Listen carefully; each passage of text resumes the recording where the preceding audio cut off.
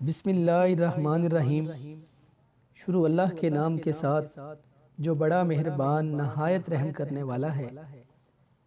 جنت الفردوس کے وارث کیسے بنا جائے؟ نبی کریم جناب محمد صلی اللہ علیہ وآلہ وسلم نے ارشاد فرمایا، مجھ پر 10 آیات ایسی نازل ہوئی ہیں کہ جو شخص بھی ان پر عمل کر لے گا وہ جنت میں داخل ہوگا۔ پھر آپ صلی اللہ علیہ وآلہ وسلم نے سورہ المؤمنون کی 10 آیات تلاوت فرمائی جن کا ترجمہ یہ ہے،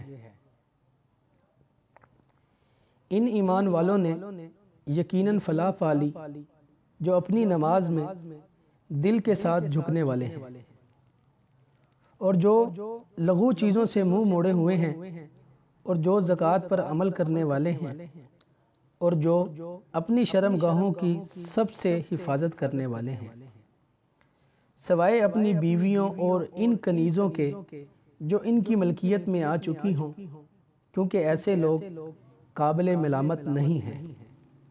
ہاں، جو اس کے علاوہ کوئی طریقہ اختیار کرنا چاہے تو ایسے لوگ حد سے گزرے ہوئے ہیں، اور جو لوگ اپنی امانتوں اور عہد کا پاس رکھنے والے ہیں اور جو اپنی نمازوں کی پوری نگرانی رکھتے ہیں، یہ وہ وارث ہیں جن کو جنت الفردوس کی میراث ملے گی۔